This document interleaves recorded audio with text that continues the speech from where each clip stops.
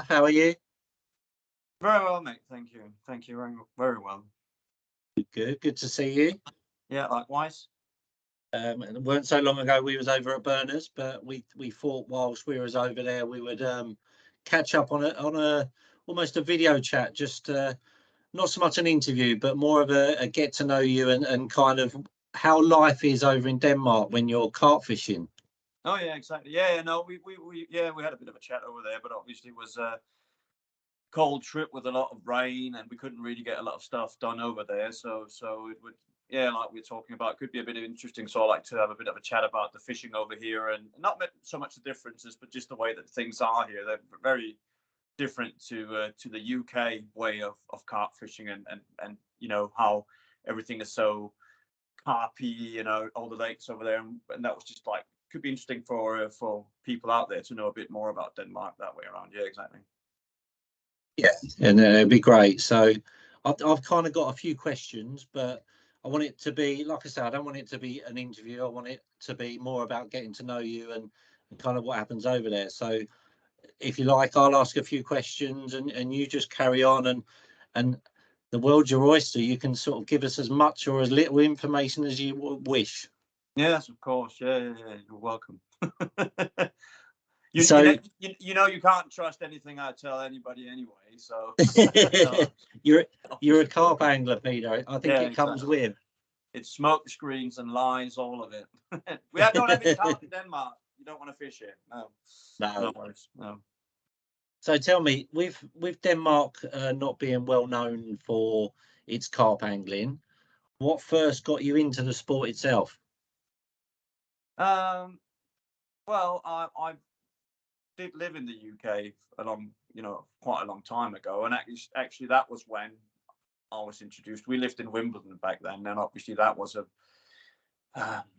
well-known area for carp fishing in the late 80s, early 90s, and there was a big fishing tackle shop in Wimbledon that had carp tackle, and I did fish in Denmark before we moved to the UK. Not for carp though. I did lots, like float fishing and other types of angling. So I would go to that shop, and there would be boilies and different things, and that was the way I was introduced to the carp fishing, was that way around, to that, like in the tackle shop, talking to the guys there and doing a bit of carp angling on a very low key level in the UK back then. Obviously not on any of the known lakes or anything, but just a little bit there with very, let's call it easygoing tackle, nothing special. And first, when I got back home, I didn't do any carp angling or coarse angling when I come back home to Denmark. That would be in the mid 90s, for quite a few years, because back then there wasn't really any talk about carp fishing really at all. So that's all, like, the way I got into it. And then all of a sudden, I would start to talk to a few people, and you would get a few lakes, and get into it back then. And obviously the rest is history, I should say. But that would be sort of like mid 90s kind of things here. I would start fishing again on some of the lakes here. But back then, 5 kilo fish were big.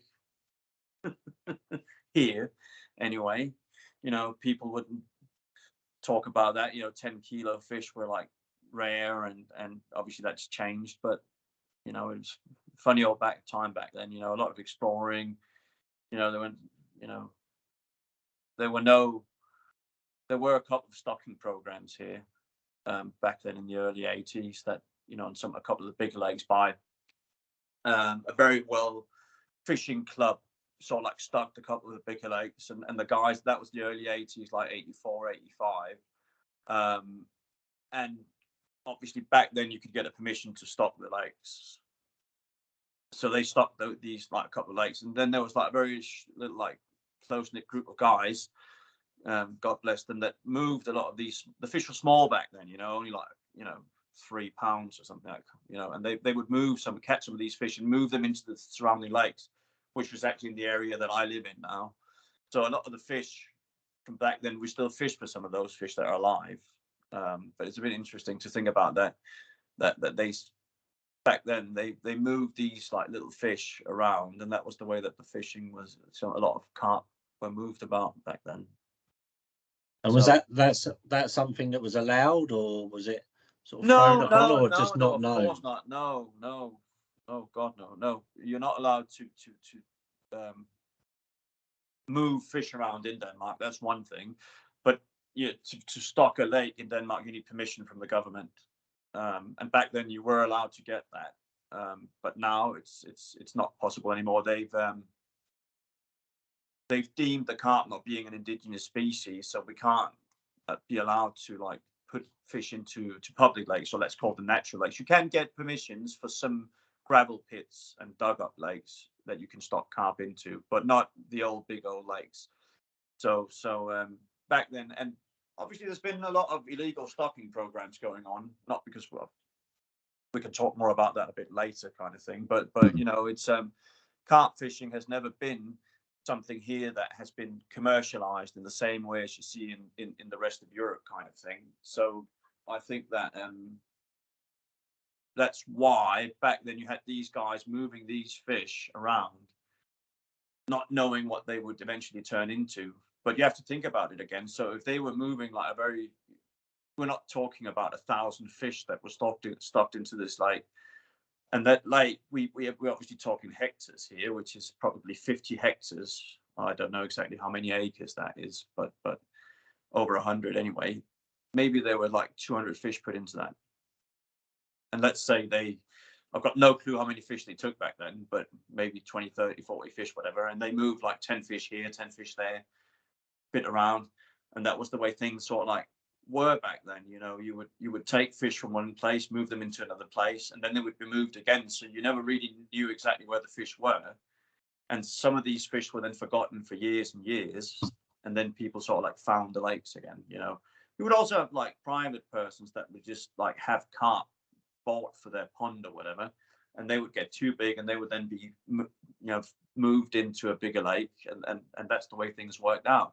So obviously that back then, you know, the stock was very, very low.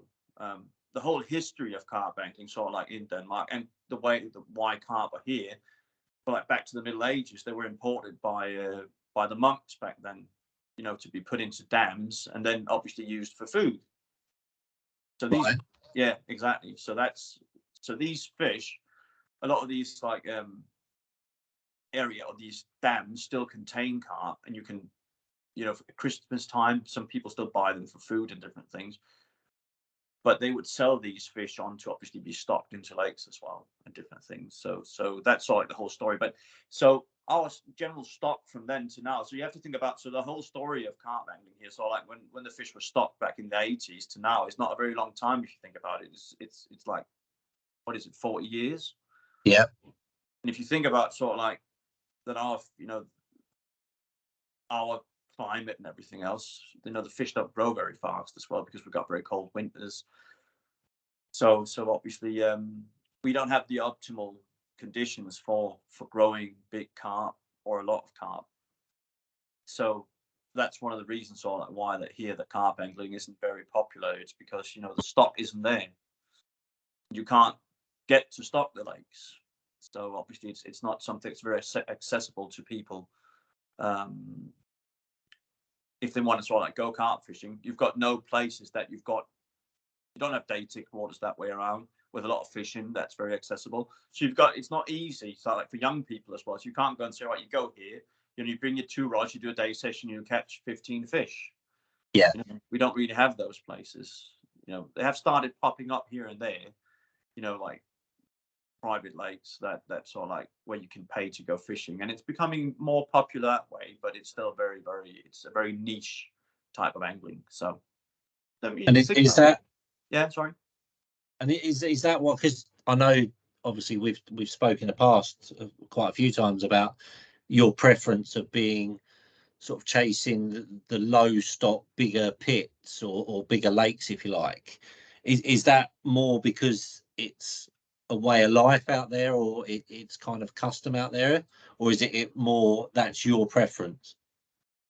I think in general, like, you know, the general angler here is sort of like used to that, you know, yes, you've got small lakes that will have fish, but the bigger fish generally are in the bigger lakes.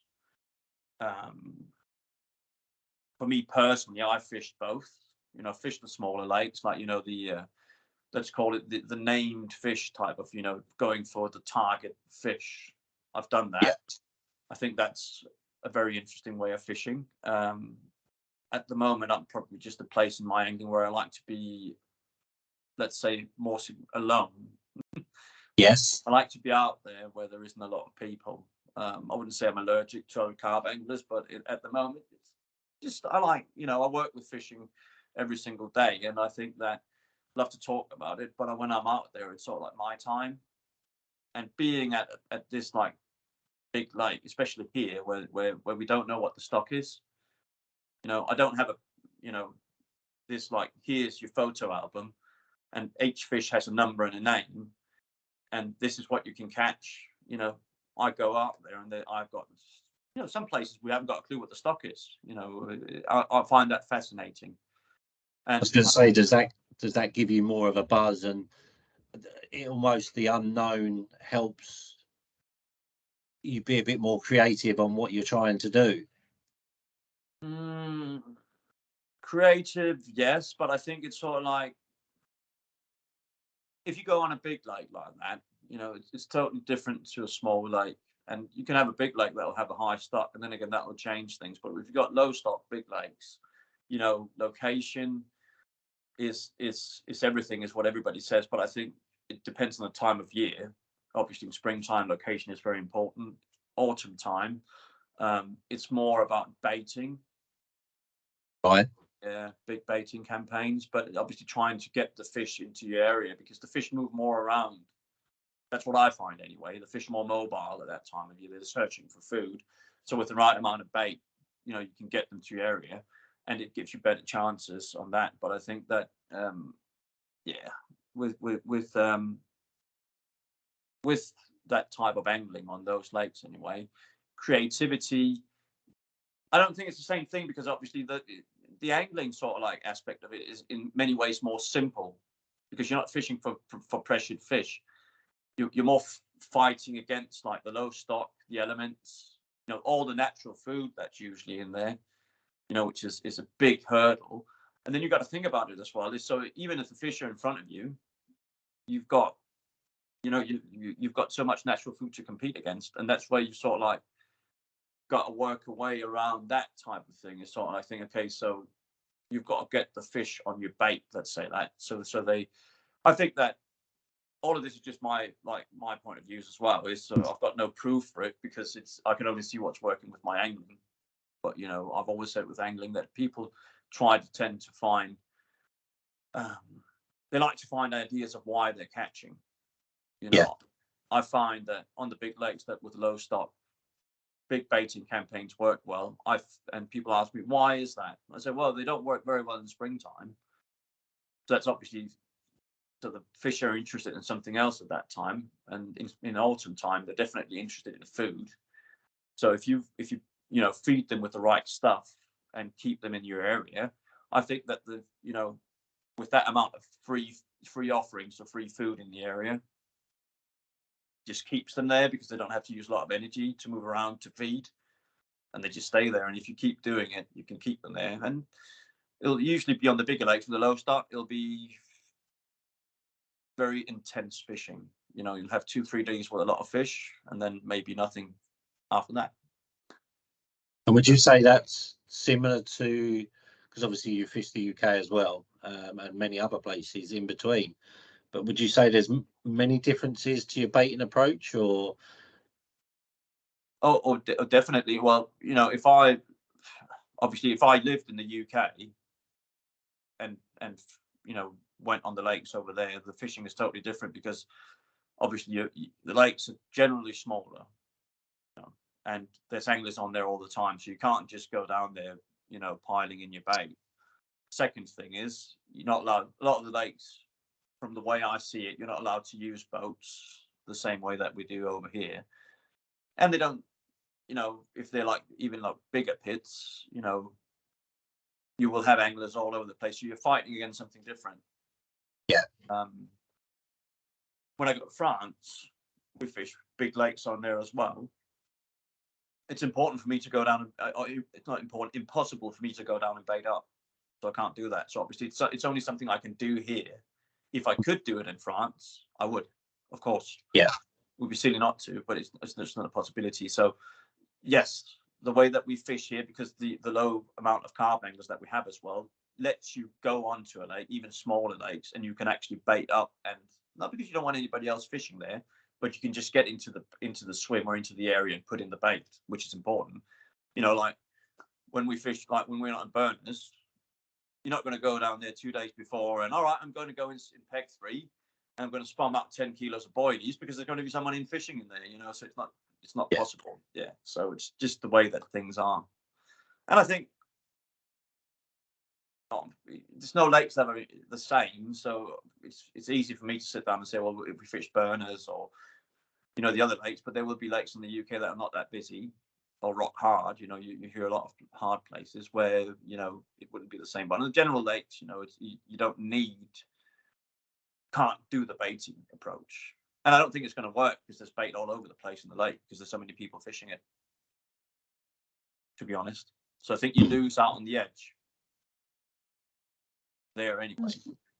No, I think that they're all fair points, and I think it's always interesting to get that difference between kind of what happens in the different countries. A lot of people think you can go to France, for example, which is where a lot of people go from the UK. I don't think Denmark's one of those countries that people kind of resonate with carp fishing. So I don't think it's as common as somewhere like France. But you know, so many people get it wrong just going out there thinking that you can, by all means, you can do predominantly a lot of the same things you do here, but it is a different approach from the beginning, I think. And kind of listening to you there, it's exactly the same as in Denmark because the lakes are so different where you are fishing. Yeah, definitely. No, I agree. I think that you know, you see on a lot of the lakes where I meet a lot of anglers from the UK, and you see that the approach there is a lot of, generally the baits are smaller, which is fine. Yeah. And you know, more particles as well. You know, a lot of mixes and blends and different things. I think that, you know, the approach that a lot of guys here use, definitely on the bigger lakes, and what we do in France is just a nearly pure boilie approach. You know, with tiger nuts. Right. Yeah. I've never been a big fan of particles myself.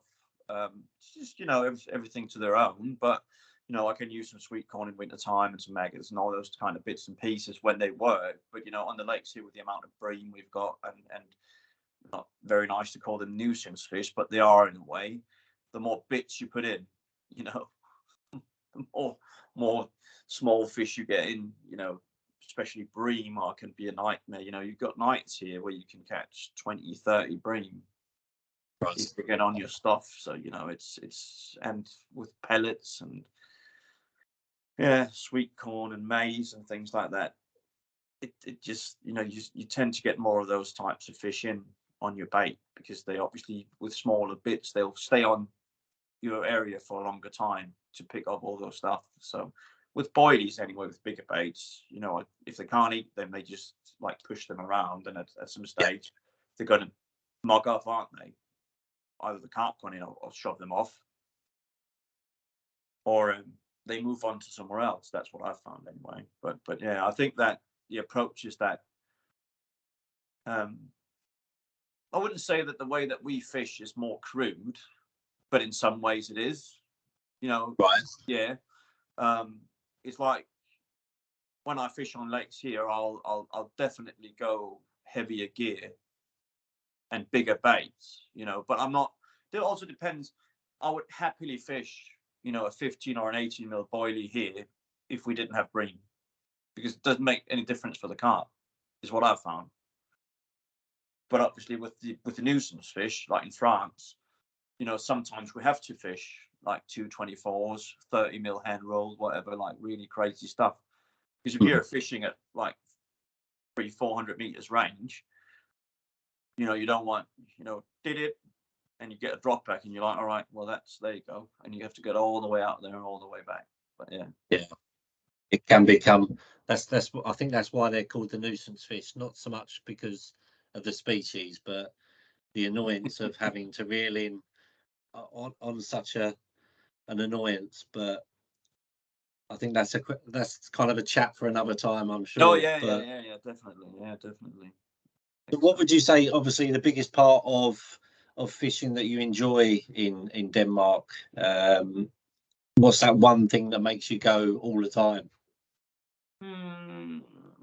I think that I try to, because I do so many nights, I try to like to focus my fishing, and I fish nights between work. So if we take like the obviously we're talking about my Danish fishing, not my fishing in France. I like the intensity of it. So in the springtime, I don't really do any baiting, because I found that I've got a couple of lakes that I fished for the last 5 or 6 years. So I don't know where the fish will be, because interestingly enough, that changes with weather and everything else. But go on there with my boat and mooch about, find the fish, and then obviously fish for them, but do it every single night. And I'll fish usually like from around the 1st of May, depends on the temperature kind of thing, but then obviously until they spawn. And I will do every single night. So like the intensity of going out on these lakes and sort of like getting into the zone, I call it not zone, but sort of like, so go to work, go straight home, have a quick dinner, go out, get your rods up quickly and do it nice, go to bed. If you catch a fish, that's great. Don't have much sleep, go out, get to work, that kind of intensity. I like that. And I definitely like, because in the springtime, I'll fish those lakes because there's some old fish in there that I love to catch. But in the autumn, I usually change lakes more or less every season. Right. Just because, no, it's just sort of like to try something new. And obviously, because I think there's a lot of I don't run into a lot of anglers. I would probably say nearly none on the lakes that I've been fishing for the last 5 or 6 years. I don't know why, but it's very interesting, and I've caught some amazing fish on these lakes. And just have it all to yourself, it's just what it is. But sort of like the whole kind of the unknown part about it, and going on lakes that are like thousands of acres, and you haven't got that. I've done a lot of that type of angling where you get the photos. So I want to catch this one, this one, this one, this one. That's lovely, but I've got lakes where we're fishing down in France, where we've caught so many of the fish, where you like even when people are playing it, oh, that's that fish, because the scales, and it's not because that's gotten to me, but I'm sitting on a lake like that, just like the whole anticipation of sort of like, okay, you've baited up for a long period of time, you go on there, and when it runs off, that buzz, everybody says that's the most important thing. But the whole part of getting that fishing and seeing what it is, it could be potentially it could be big, and if it's not, it's still great, because that's the first fish you might have caught from that lake, and you don't know if you're going to get any more. But just that it worked, and you've baited up for the right the right area and everything else. I like that. Would you say that kind of campaigning where you're going to different lakes each year, does that go back to the history of Denmark, where you almost don't know what fish is in what lake now? Yes, I think so, because I think that obviously because that we've got the known lakes, all like the classic lakes, let's call them that. Then we've got a lot of smaller lakes with populations of carp, and then we've got all of these like big lakes that everybody's talking about and been talking about for years. And like 15 years ago, like big lakes, oh, what about that one? And you've heard rumors about people, accidentally dropping small carp into that, moving fish, and oh, sorry about that. But but everybody's been talking, and maybe somebody has been fishing it. I don't know. Keeping secrets as well, I can't say. But you never know. And like me, and just don't really go out and throw their arms up about it. I think that well, I think it goes back to the you've got a lot of lakes that are not known, and the stock is unknown, which is not normal for countries where there is carp angling. Like if even in like when I speak to a lot of guys from all over Europe. So you've got like, you know, in Germany, you've got lots of known fish in big lakes. In France, on some of the lakes that we're fishing as well. Oh, that people can see the pictures. That's from there. We know that fish, all that kind of stuff. The UK as well, you've got that's totally different. But like here, you've got, yes, we know these types of fish, and yes, we've got fishes, you know, carp with names and everything else. But we've just got a lot of places that you don't know what's in there. And there's so many hours, there's years of fishing out there, and like, so that's why I try to change every year, because you can quickly get stuck somewhere. If you go somewhere and the first fish you catch is really big, where do you go from there? Where do you go from there? Oh, I'd like to stay here. You know, I'd like to stay here. That's good. And then you can get stuck sometimes because, you know, I've tried that once, you know, with another lake, and I fished it for 6 years. It was a lovely time, but it's still 6 years. You know, we don't get any younger, do we? Certainly don't. And I suppose the other question from that and how would be how you pick each lake each year, because you mentioned you don't see many anglers. Obviously, you work within the trade, so I'm sure you talk to different people about different lakes during that period. But how do you pick which lake you're going to do that following year or the year you're in?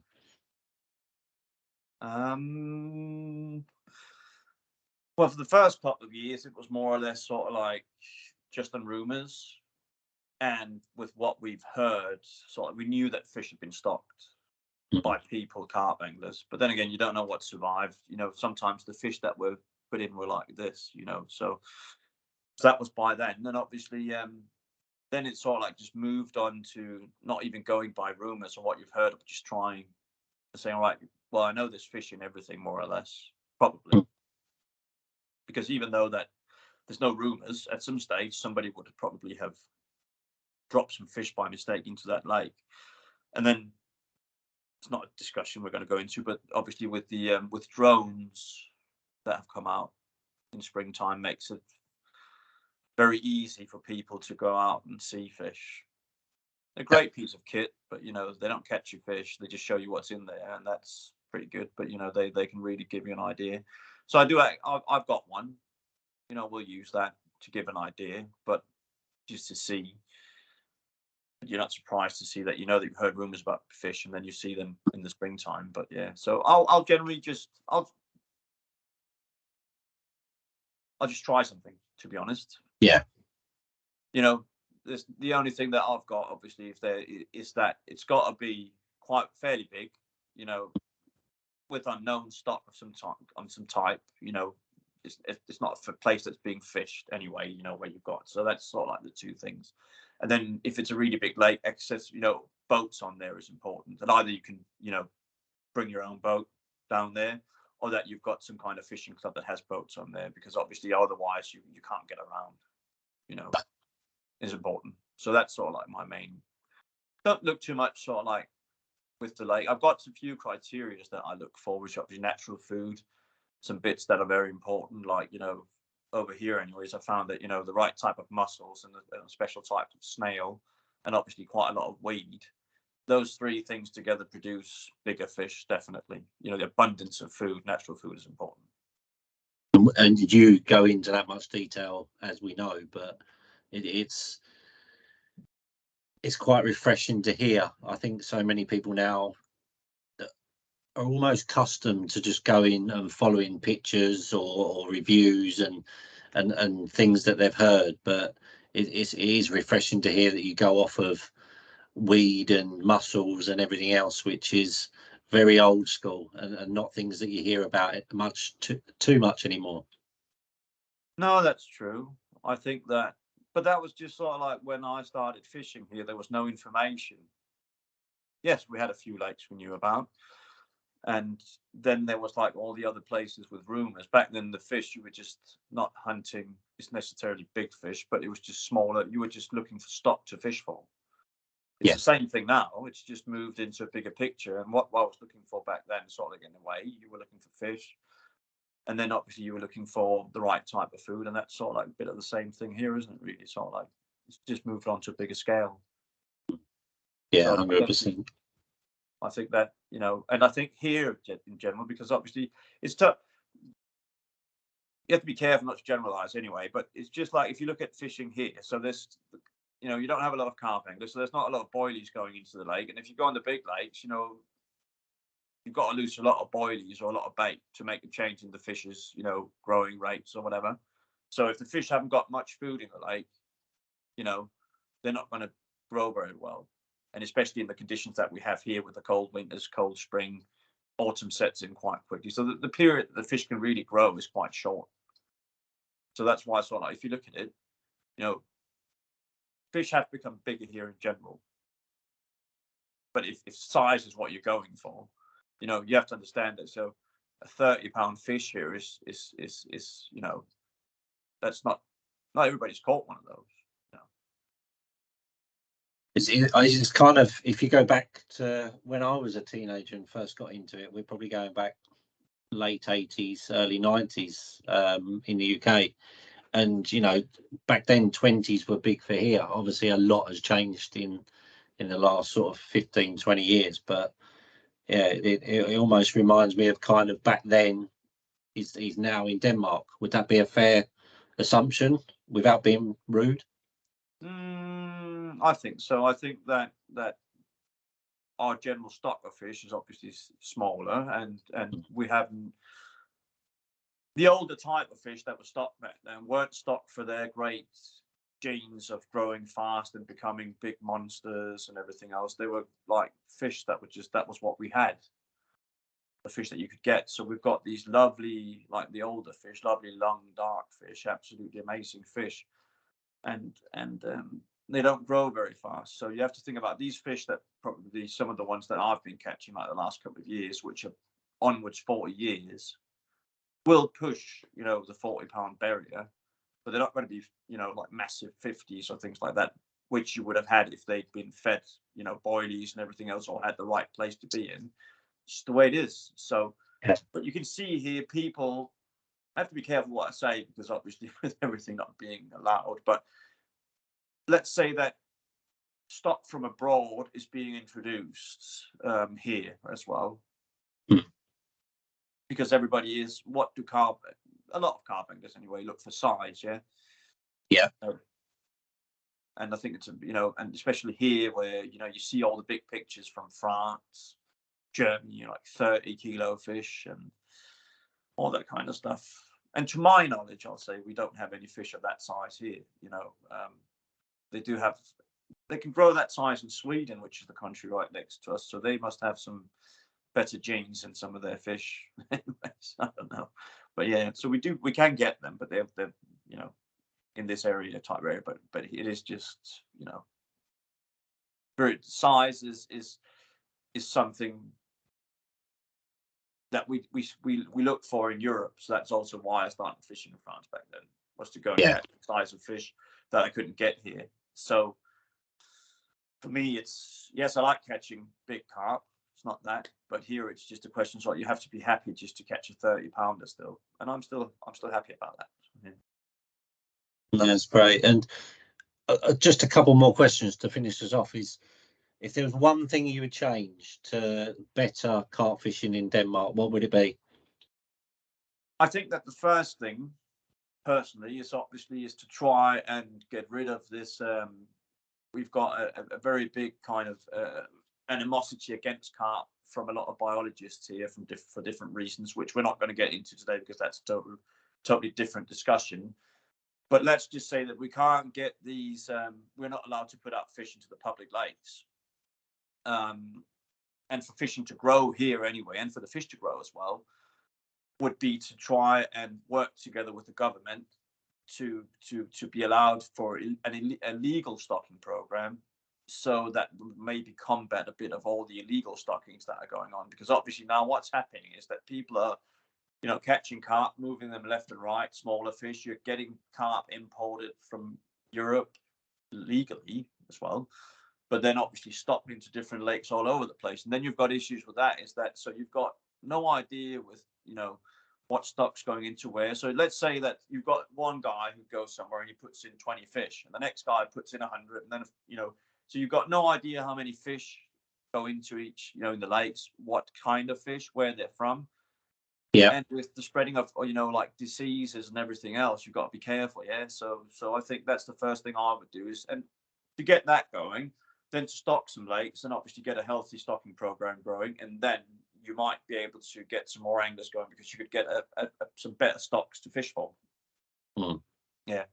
To grow fishing, that's the problem, is that, you know, we don't have, it's too difficult to catch a fish for the you really, you know, to catch a carp, you want to do it.